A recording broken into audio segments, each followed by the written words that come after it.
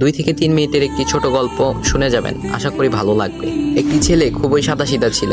সে একটি দোকানে চাকরি করত। ছেলেটির বেতন ছিল মাত্র 5,000 টাকা। ছেলেটির দোকানের সামনে দিয়ে প্রতিদিন একটি মেয়ে স্কুলে যেত। মেয়েটি প্রতিদিন বোরকা পরে যেত, কিন্তু প্রায়ই মুখটা খোলা থাকতো। একদিন হঠাৎ করে ছেলেটির নজর পড়লো মেয়েটির দিকে। এভাবে বেশ কয়েকদিন যাবার পর মেয়েটি বুঝতে পারলো ছেলেটি তাকে লক্ষ্য করে। মেয়েটিও বাঁকা চোখে ছেলেটির দিকে তাকাতে শুরু করলো। ছেলেটি মেয়ের চলাফেরা দেখে মুগ্ধ হলো।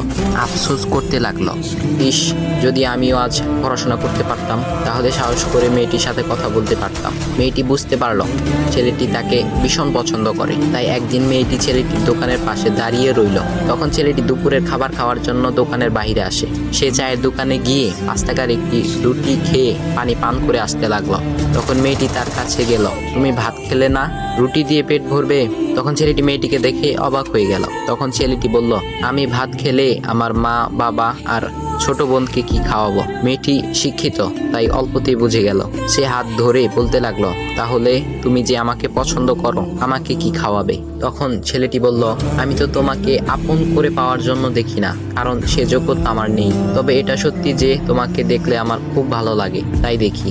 মেয়েটি ছেলেটির কথা শুনে চোখের পানি ধরে রাখতে পারলো না। সে বুঝে গেল ছেলেটির চরিত্র ও ভাবনা অনেক সুন্দর। সেদিন মেয়েটি চলে গেল। বাসায় গিয়ে রাত্রিবেলা মেয়েটি অসুস্থ হয়ে পড়ল। পরে তাকে ডাক্তারের কাছে নিয়ে আসা হলো।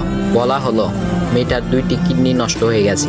তখন মেয়ের বাবা ফোন করলো তার বন্ধুর ছেলেকে, যার সাথে বিয়ে দেওয়ার জন্য সে পাগল। কিন্তু মেয়েটি তার বাবার পছন্দের ছেলেকে বিয়ে করতে রাজি না, কারণ সে ছেলেটি টাকা থাকলেও কি হবে, তার চরিত্র খারাপ, সে লোভী।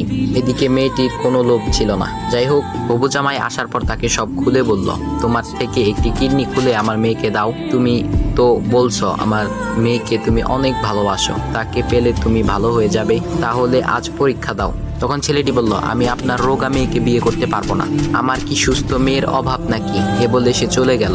বাবা তখন কেঁদে কেঁদে মেয়ের কাছে সব খুলে বলল। মেয়েটি বলল, বাবা তুমি কেঁদো না, একটা পথ এখনো আছে। আমাদের সামনে মোড়ে বড় একটা দোকান আছে না, তুমি সেখানে যাও। সেখানে যে তাইয়ুব নামের একটা ছেলে আছে, তাকে নিয়ে আসো, আমার কথা বলো। তখন মেয়েটির বাবা ছেলেটিকে নিয়ে আসলো।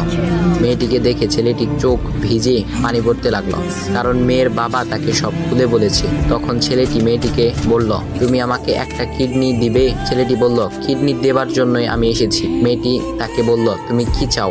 ছেলেটি বলল, তুমি সুস্থ হয়ে আমার দোকানের সামনে দিয়ে যাবে, আর দূর থেকে আমি তাকিয়ে দেখব, এই অনুমতিটুকু চাই।